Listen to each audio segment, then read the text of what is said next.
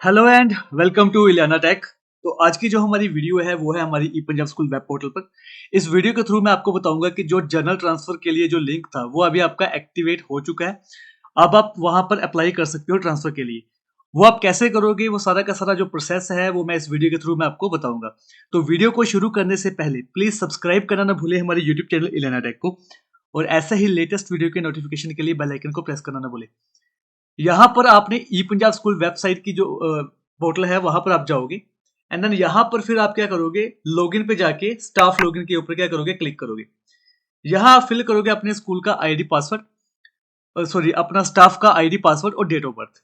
Date of birth fill करने के बाद आप क्या करोगे, यहाँ पर लॉगिन करोगे। जैसे आप लॉगिन करोगे तो वहां पर आपके सामने आपका जो डैशबोर्ड है वो कुछ इस तरह से डिस्प्ले करवा देगा। तो कुछ इस तरह से आपके सामने आपका जो डैशबोर्ड होगा वो आ जाएगा। एंड देन यहाँ पर आपको ऊपर मिलेंगे बहुत सारे ऑप्शंस, जैसे कि staff, apply, grant, task sign. तो आपने जो अप्लाई सेक्शन है, अप्लाई सेक्शन में आप क्या करोगे, क्लिक करोगे। जैसे आप अप्लाई के ऊपर क्लिक करोगे तो यहाँ पर आपको फर्दर बहुत सारे ऑप्शन मिलेंगे। यहाँ पर आपको एक मिलेगा option apply for transfer.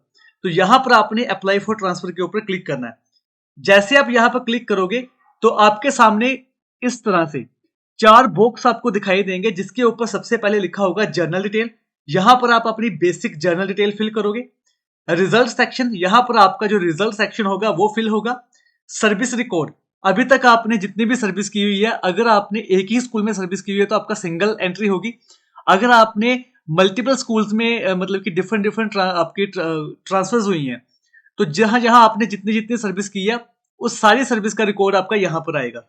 And then in and आप क्या करोगे, यहां पर अप्रूव डाटा के ऊपर क्लिक करके अपने डाटा को क्या करोगे, अप्रूव करोगे।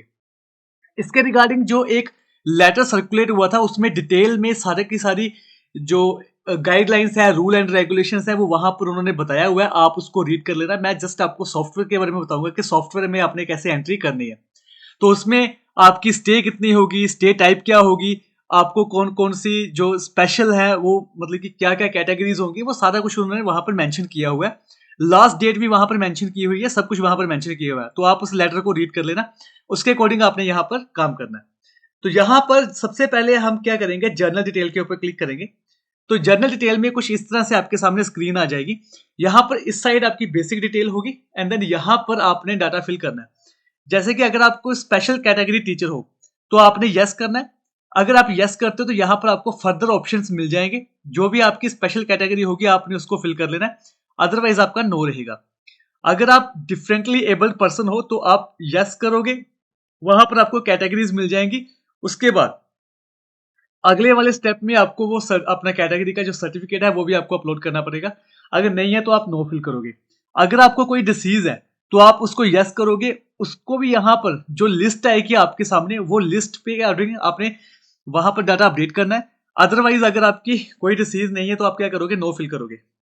नेक्स्ट है हमारे पास क्या है कि अगर कोई बच्चा आपका, चिल्ड्रन आपका कोई मेंटली या फिर डिफरेंटली एबल्ड है तो वो आप यहाँ पर फिल करोगे।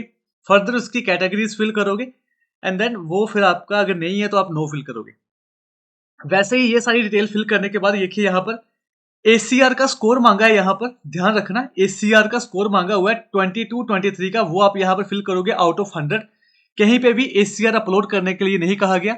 आपकी जो एसीआर है वो आपके पास होगी, उसमें जितने नंबर होंगे बस वही आपने यहाँ पर फिल करने हैं। एसीआर आपके पास होनी चाहिए। प्रोवेशन आपका क्लियर है कि नहीं है वो आप यहाँ पर फिल करोगे। आपकी फर्स्ट ज्वाइनिंग क्या थी डिपार्टमेंट की, और date of joining in the present school क्या है। तो यहाँ पर देखो, यहाँ पर date of the first joining and date of joining in the present school, ये आपकी प्रॉपर तरीके से यहाँ पर इसके अकॉर्डिंग मैच करनी चाहिए, अदरवाइज वहां पर भी एरर आता है।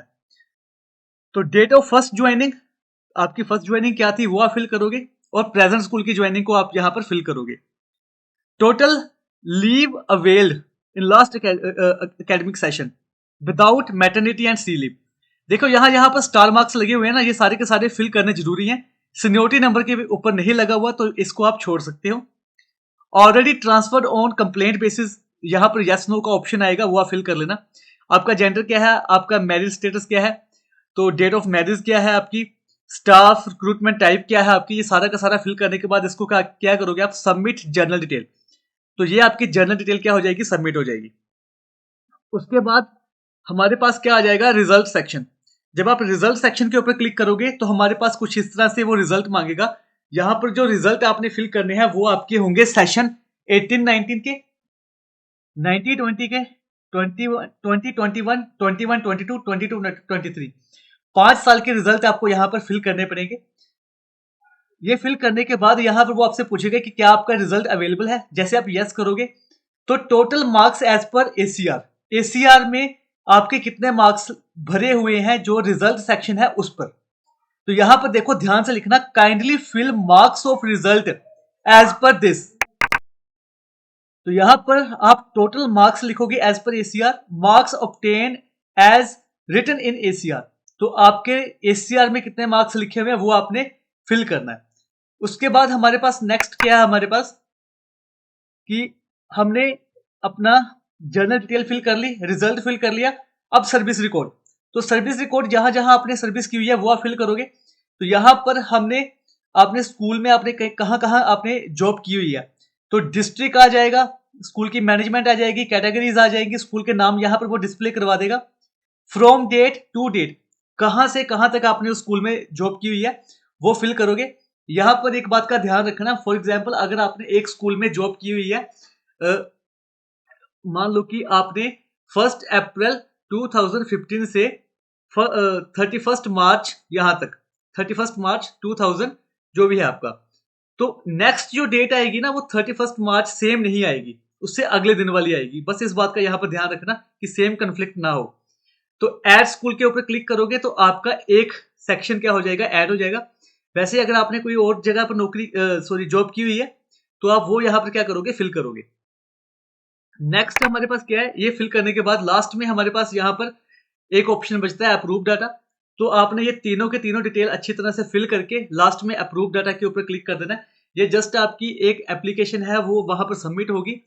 इन फ्यूचर बाद में वो आपको स्टेशन अलॉटमेंट का भी ऑप्शन देंगे। अगर आपकी एप्लीकेशन इसके बाद आपके डीडीओ के पास जाती है, डीडीओ वेरीफाई करता है, डीडीओ के वेरिफिकेशन के बाद ही आपको स्टेशन चॉइस का मौका मिलता है, फिर वहां पर आपकी स्टेशन चॉइस होती है। तो ये थी हमारी आज की वीडियो। एक्चुअली ये वीडियो को मैंने थोड़ा सा कैप्चर करके, स्क्रीन कैप्चर करके लिया हुआ है क्योंकि साइट बहुत ज्यादा स्लो थी, इसलिए वहां पर लाइव एक टेलीकास्ट करना या लाइव वीडियो बनाना थोड़ा सा टिपिकल प्रोसेस हो गया था। तो इसलिए मैंने इसको थोड़ा सा स्क्रीनशॉट लेके यहाँ पर वीडियो को बनाया हुआ है। मैं उम्मीद करता हूँ कि आपको ये सारी की सारी वीडियो समझ आ गई होगी। अगर आपको हमारी आज की वीडियो पसंद आ गई तो प्लीज सब्सक्राइब करना ना भूलें हमारे यूट्यूब चैनल इलेना टेक को, और ऐसे ही लेटेस्ट वीडियो के नोटिफिकेशन के लिए बेल आइकन को प्रेस करना ना भूलें। Thank you so much. जय हिंद।